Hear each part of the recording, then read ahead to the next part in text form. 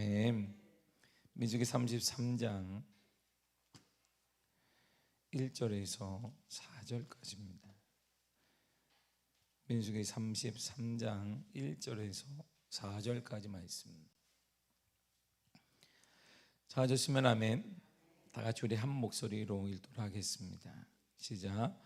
모세와 아론의 인도로 대오를 갖추어 애굽을 떠난 이스라엘 자손들의 노정은 이러하니라. 모세가 여호와의 명령대로 그 노정을 따라 그들이 행진한 것을 기록하였으니 그들이 행진한 대로의 노정은 이러하니라. 그들이 첫째 달 15째 날에 람셋을 떠났으니 곧 6월절 다음 날이라.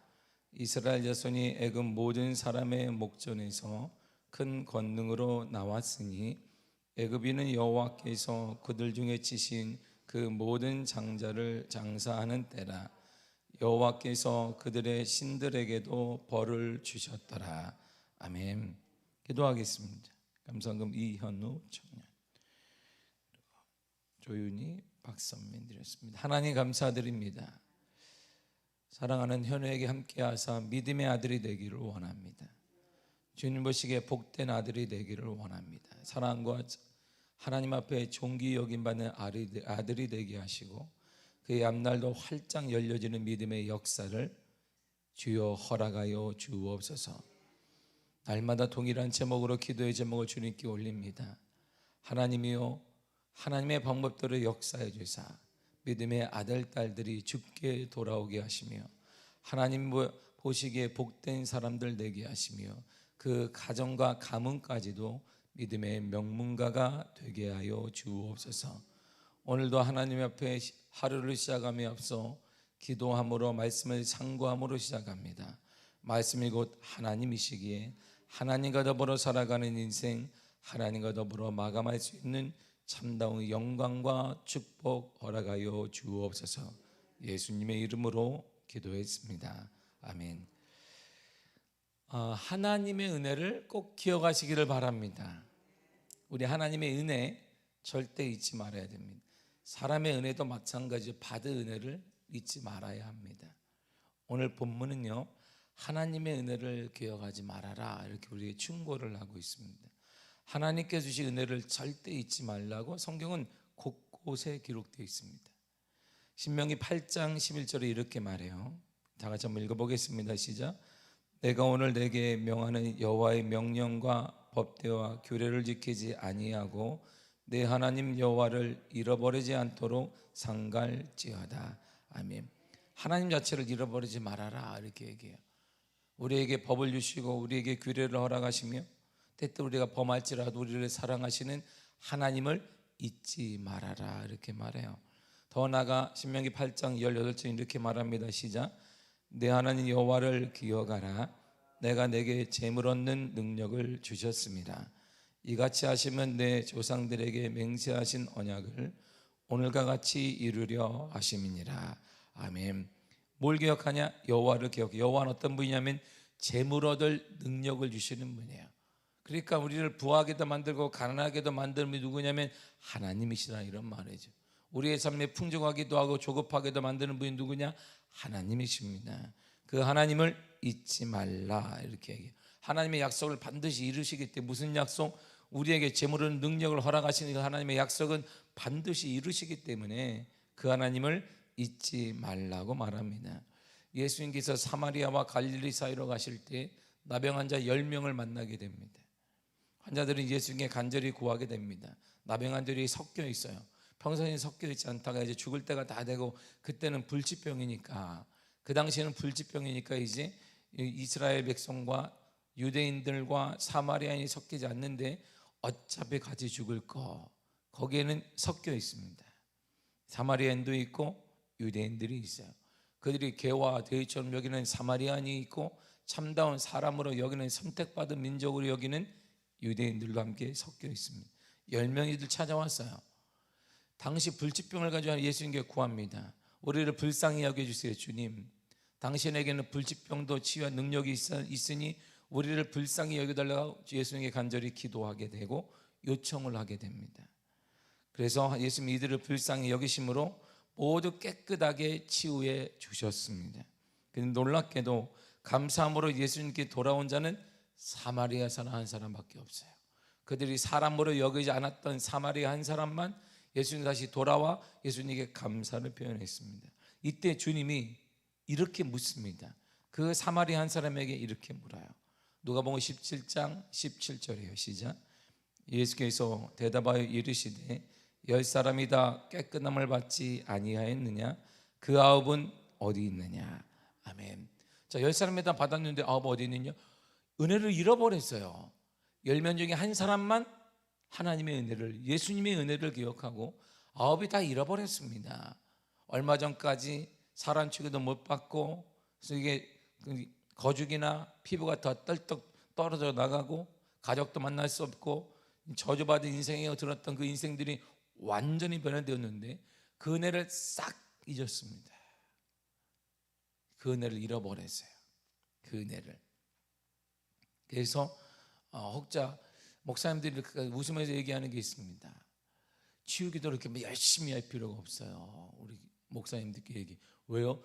치유하잖아? 그럼 나간다? 죽게 돌아와 감사하고 막 야 그런 게 아니라 나가. 여태까지 치유받지 못하면서 사람들에게 받았던 불쌍, 아이고 불쌍해라, 아이고 집사님이라고 막 말하지만 그 속마음에는 아이고 불쌍해라, 얼마나 힘들었을까. 그렇게 살고 있는데 치유받으니까 그게 계속 과거가 남아있는 거야. 나를 불쌍히 보는 것 같고 나를 긍휼히 여기는 것 같고 나는 이제 불쌍하지도 않은데 그래서 교회를 나가버려요. 그래도 하는 말이 늘 목사님 하는 말이 대부분 그래. 그러니까 뭐 치유 열심히 기도할 필요가 없어. 치유받으면 나가. 인간의 한계예요. 그게 인간의 한계. 하나님의 은혜를 기억하는 것이 아니라 치유받기 전에 과거의 옛된 모습이 기억되니까 확 돌이키게 되는 것입니다. 예수님이 분명히 10사람이 치유받았어요. 한 사람만 예수님의 은혜를 기억하고 9사람은 그냥 빠이빠이 하고 도망 그냥 가버렸습니다. 그래서 다윗은 우리들에게 이렇게 고백합니다. 시편 103편 2절입니다. 시작. 내 영혼아 여호와를 성취하며 그의 모든 은택을 잊지 말지어다. 아멘. 그의 모든 은택 은혜를 잊지 말라. 그래서 여호와를 성취하는 방법이 뭐냐? 여호와를 찬양하는 방법이 뭘까요? 우리가 찬양력이 못 찬양 하는 거 그럴 수 있습니다. 그러나 참된 찬양은 내게 주신 하루하루 내게 주신 하나님의 은혜를 잃어버리지 않는 거야. 하루하루 건강 허락하시고 사고 없도록 만들어 주시며 수많은 사고가 나고 있습니다. 수많은 병자들이 일어나고 있습니다. 수많은 사건으로 인해 사람들이 죽어가고 있습니다. 그런데 이러한 세태 속에서 나를 보호하시고 나를 인도하시고 나와 함께 하시고 하나님의 은혜, 그걸 잊지 말라는 거야. 그러니까 감사할 수밖에 없어요. 오늘 하루 감사하시기를 바랍니다. 주님께 감사하면서 하시기를 바랍니다. 근데요, 사람의 기억은 한계가 있어요. 기억하다가 잃어버려요. 그런 한계가 있는 인간이 하나님의 은혜를 기억하는 비결이 있습니다. 하나님의 은혜를 이렇게 기억하는, 모세가 우리에게 해답을 딱 줘요. 본문 1절과 2절이에요. 시작. 모세와 아론의 인도로 대오를 갖추어 애굽을 떠난 이스라엘 자손들의 노정은 이러하니라. 모세가 여호와의 명령대로 그 노정을 따라 그들이 행진한 것을 기록하였으니 그들이 행진한 들의 노정은 이러하니라. 아멘.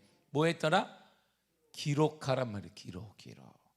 하나님께서 주신 은혜를 뭐하라? 기록하라는 것입니다. 노트를 하나 사세요. 오늘 당장 새벽에 가다가 사고 싶은데 다 닫았어요. 가서 쉬세요. 그리고 일어나거든 노트를 꼭 사요. 뭘 사라? 노트를 사라. 노트가 없는데 문방구에 널려 있어요. 아주 나를 가져가세요 하고 널려 있어요. 노트를 꼭 사세요. 그 앞에 하나님께서 주신 은혜 크게 쓰세요. 하나님, 겉장에 하나님께 주신 은혜. 그래요. 그 안에 응답받는 기도, 주님께 주시는 간증들, 축복들, 나누고 싶은 간증 이야기들을 하나하나씩 매일같이 기록하세요. 매일같이. 저는 없는데요. 그러면 회개하세요. 강팍해서 그래야죠. 여러분 영혼이 강팍해졌다는 것이. 기록하십시오. 인간의 기록하는 것밖에 답이 없습니다. 기록을 해야 돼요. 사람의 기억의 한계는요 금방 없어져요. 그래서 하나님 나에게 뭐 주셨지? 이렇게 깜빡깜빡. 그러니까 그때마다 기억하는. 그리고 순간순간 힘들 때마다 그걸 한번 읽어보세요. 하나님 이런 분이었구나. 내게 이런 분이었구나. 노트를 꼭 사시기를 바랍니다. 그런 노트가 없다. 신앙생활 할렐루야. 노트를 꼭 사세요. 그래서 내가 몇 월 며칠 하나님 이렇게 나의 응답했더라. 하나님이 이런 간증을 주셨다. 이렇게 꼭 기록하십시오. 저에게는 책이 하나 습관이 있는데 저는 메모를 막 해요. 이렇게 자다가 기억이 나면 막 찾아요. 그래서 제 목양실에는 여러분들이 쓰다 보고서 내면 제가 시간이 지나면 그 이면지로 제가 다 써요. 나만 써 이면지를 다 하나도 안 버려요. 그때마다 제가 막 써요. 어느 때는 이만큼 막 써요. 쓰고 자다가도 일어나서 생각이 나면 이미 노트가 없어요. 그러면 핸드폰에 막 기록을 해요. 막 이렇게. 왜? 기억해야 되니까. 하나님 내게 주신 감동을 안 그러면 쓱 지나면 잃어버려요. 뭐라고 하셨지? 기억이 안 나요. 습관이 돼야 돼요. 무슨 습관? 하나님이 내게 주신 은혜를 기록하는 습관을 가져야 돼요. 모세가 그랬잖아요. 기록했습니다. 그 전에 기록했다는 말이 없어요. 기록하기 시작했어요. 노정을 기록했습니다. 여정을 계속. 왜? 힘든 것도 있고 그 가운데 하나님이 사막 가운데 만나를 허락하시고 사막에 도대체 나올 수 없는 물도 허락하시며 200만 명이 넘는 사람들에게 고기도 허락하신 하나님을 다 기록했어요. 그리고 모세가 눈을 딱 뜨니 하나님이 이런 분이었구나. 사건으로 볼 때 몰랐는데 기록을 쫙 하고 나니까 깜짝 놀란 하나님이 이런 분이었구나. 여러분들 기록해 보시면 알아요. 하나님이 어떤 분이신지. 그래도 간절하게 하나님 만날 수 있어요. 그럴 때 은혜가 더 풍성해집니다. 은혜로 하루하루를 살아갈 수 있습니다. 그런데요, 모세가 첫 번째 기록하고자 내용이 뭐예요? 이게 중요한 거예요. 뭘 그러면 기록할 거예요? 모세가. 자, 3절을 보세요. 시작. 그들이 첫째 달 15째 날에 람셋을 떠났으니 그건 6월절 다음 날이라. 이스라엘 자손이 애굽 모든 사람의 목전에서 큰 권능으로 나왔으니. 아멘. 6월절 얘기부터 시작한 거예요. 원래대로는 6월절이 아니라 쭉 돌려야 돼요. 10가지 재앙 첫 번째, 아니면 그 전에 상황을 얘기해야 돼요. 그 전에 상황, 이런 상황 때문에 바울왕이 계속 우리 예배를 못 드리게 해서 우리를 하나님을 섬기지 못하게 해서 그래서 우리가 나오려고 했는데 그들이 마가사님의 저주를 허락하셨고 하나님께서 많은 저주 가운데 10번째 재앙 6월절을 허락하셨으면 했는데 앞부분이 없어요. 430년간 노예 생활을 했습니다. 근데 하나님 우리를 안타깝게 여기셔서 이제는 나와서 이제 자유민으로 예배자가 되어야 된다. 하나님이 지배하는 땅으로 가라. 하나님이 지배하는 민족이 되어라. 그래서 나오려고 했습니다. 그래서 바로에게 우리가 얘기했더니 바로가 막았습니다. 더 큰 일을, 더 많은 일을 허락한, 더 많은 일을 주었습니다. 그럴 때 하나님이 그들에게 10가지 재앙을 주셨습니다. 깨닫게 하셨습니다. 깨달을 때마다 바로가 그래 가라 했다가 그런 마음이 바뀌었습니다. 거기서부터 기록을 해야 되는데 그 앞에서 싹 빼버렸어요. 그 첫 번째는 뭘 기록했냐면 6월절을 기억해요. 6월절을. 그가 펜을 딱 들자마자 6월절을 기록하기 시작했어요. 자, 6월절이 뭔데요? 6월절이 그 내용이거든요. 출애굽기 12장 12, 13절이에요. 시작. 내가 그 밤에 애굽 땅에 두루다니며 사람이나 짐승을 막론하고 애굽 땅에 있는 모든 처음 난 것을 다 치고 애굽의 모든 신을 내가 심판하리라. 나는 여호와라. 내가 애굽 땅을 칠 때에 그 피가 너희가 사는 집에 있어서 너희를 위하여 표적이 될지라. 내가 피를 볼 때에 너희를 넘어가리니 재앙이 너희에게 내려 멸하지 아니하리라. 아멘. 애굽의 모든 장자가 죽는다는 거야. 자, 애굽의 모든 장자는 죽는다. 사람이건 애굽인 이집트인이건 이스라엘 백성이건 사람이건 동물이건 장자는 싹 죽는다. 그러나 죽지 않는 오직 하나의 방법이 있다. 그것은 피를 보면, 재앙을 내리는 천사가 오다가 피를 보면, 하나님께서 피를 보시면 넘어간다는 거예요. 그래서 패스 오버 한다는 거예요. 넘어간다. 이게 6월절이에요. 재앙이 넘어가는 거예요. 하늘로부터 재앙이 와요. 이렇게 죽음의 재앙이 와서 하나님께서 모든 가정마다 장자를 싹 죽습니다. 동물도 죽이고 사람도 죽이고 이집트인도 죽이고 이스라엘 백성도 죽여요. 근데 오직 하나의 방법이 하나 있다. 피를 보면 재앙이 넘어간다 그랬어요. 피를 보면. 그 피가 뭔가요? 그 피가 이거예요. 베드로전서 1장 19절입니다. 시작. 오직 흠없고 점없는 어린 양 같은 그리스도의 보배로운 피로 된 것이니라. 아멘. 지금 그 피가 누구 피예요? 오직 예수 그리스도의 피. 예수 그리스도의 피를 보면 지금도 재앙이 오다가 넘어간다. 코로나가 오다가도 넘어가고, 우리 사업체를 넘어가고, 직장도 넘어가고, 교회도 넘어간다, 이런 말이에요. 그러므로 은혜의 시작, 간증의 시작은 예수 그리스도의 피를 경험하는 것으로 시작됩니다. 제가 보건대 아직도 신앙생활을 오래 했든 권사든 장로든 목사든 이걸 경험하지 않은 사람이 많더라면 이런 말이에요. 장로니까 천만에요. 권사니까 아닙니다.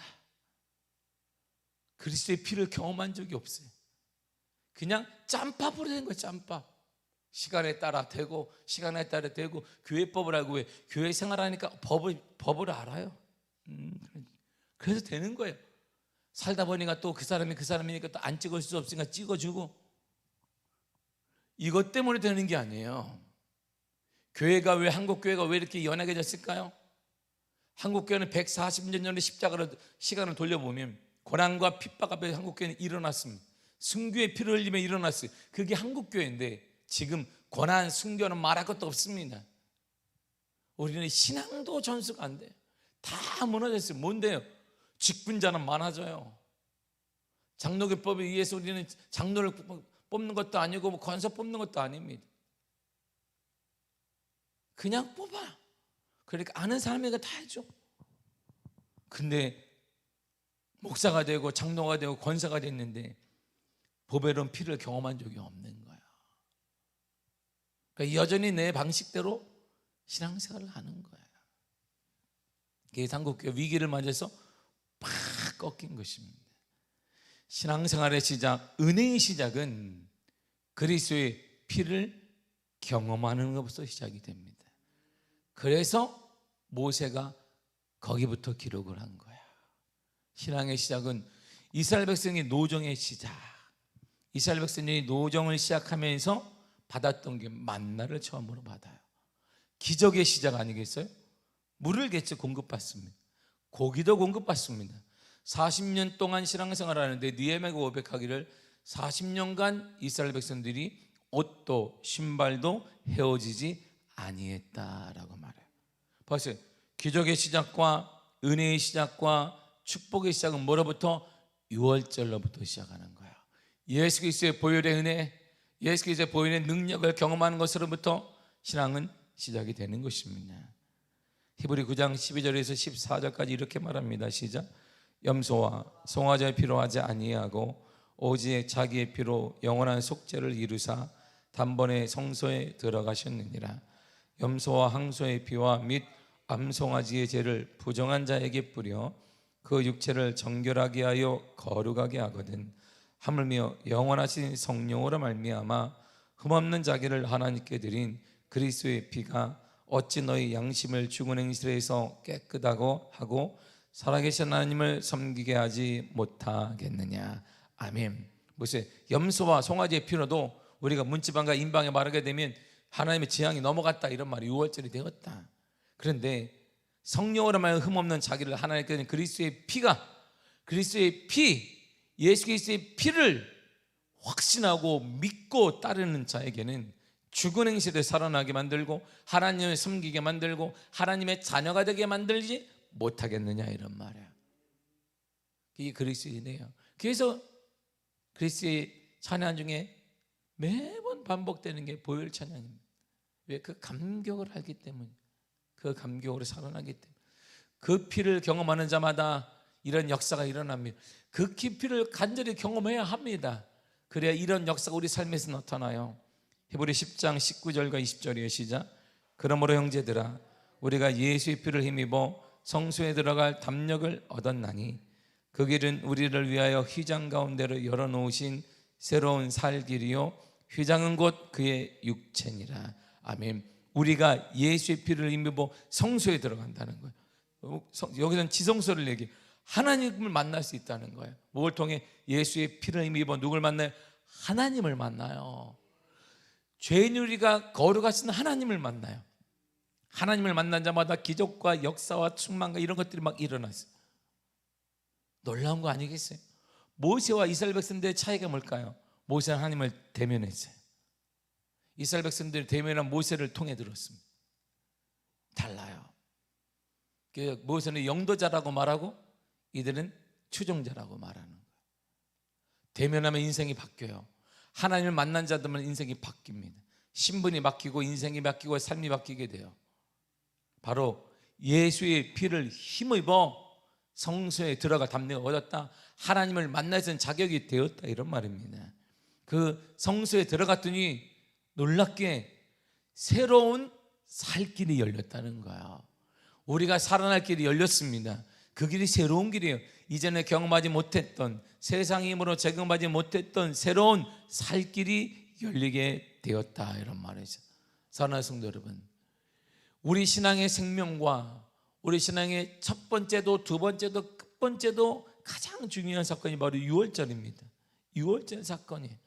유월절 출애기 12장 14절에는 이 규례를 영원히 대대로 지킬지니라 그랬어요. 이 유월절을 뭐하라? 영원히 지킬지어다 그랬어요. 그 지금으로 말하면 우리가 소를 가져오고 암송아지를 가져오고 우리가 암양을 가져오라는 게 아닙니다. 그 피가 바뀌었어요. 영원한 단번에 들여서 속죄를 이루신 예수 그리스도의 피로 된 것이니라 그랬어요. 그래서 그리스도를 만난 자마다, 그리스도를 경험한 자마다 재앙이 오다 넘어가게 되고 역사가 나타나게 되고 기적이 일어나게 되는 새로운, 전혀 경험하지 못했던 살 길이 열리게 되더라, 이런 말이죠. 신앙생활의 처음과 출발은 그리스도를 경험하는 거예요. 그리스도를. 신앙생활은 연수로 하는 게 아닙니다. 신앙생활은 직분으로 하는 게 아니에요. 신앙생활은 감격으로 하는 거예요. 감격. 그 감격, 그리스도의 은혜의 감격, 나를 사랑하시는 하나님의 감격, 그 감격이 문제를 일으키게 만들고 치유되게 만들고 열려지게 만들고 그 감격 앞에 우리는 교만하지 않는 거예요. 어떻게 하나님의 말씀에 100% 순종할 수 있느냐? 그 감격이 있느냐 가능해요. 안 그러면 쓰기에 대단히 불편합니다. 편한 사람이 안 돼요. 지난주에 말씀하신 것처럼 하나님 보시기에 편해야 되는데 불편해. 그래서 쓰임을 못 받는 거예요. 쓰임을 받지 못하게 되는 것입니다. 오직 우리가 성소에 나가 이전에 경험하지 못했던 살아날 길을 경험하기 위해서는 예수 그리스도 외에는 없습니다. 지금도 아무리 시대가 변해도 예수 그리스도가 답입니다. 암만 누가 말해도 고지식하고 뭐라고 할지라도 저는 단언컨대 주의 말씀을 여러분들에게 전하는데 예수 그리스도가 답입니다. 그분이 변화시키시며 그분이 세우시며 그분이 살아나게 하여 주실 것입니다. 예수 그리스도, 오직 예수 그리스도, 오직 예수 그리스도가 우리의 삶을 바꾸는 거야. 그 예수 그리스도의 은혜가 여러분의 삶과 여러분들의 가정에 오늘 하루도 넘쳐나기를 바랍니다. 여러분의 인생에 꽃이 피어나기를 간절히 축복합니다. 기도하겠습니다. 하나님 감사합니다. 주의 은혜 허락하심을 감사드립니다.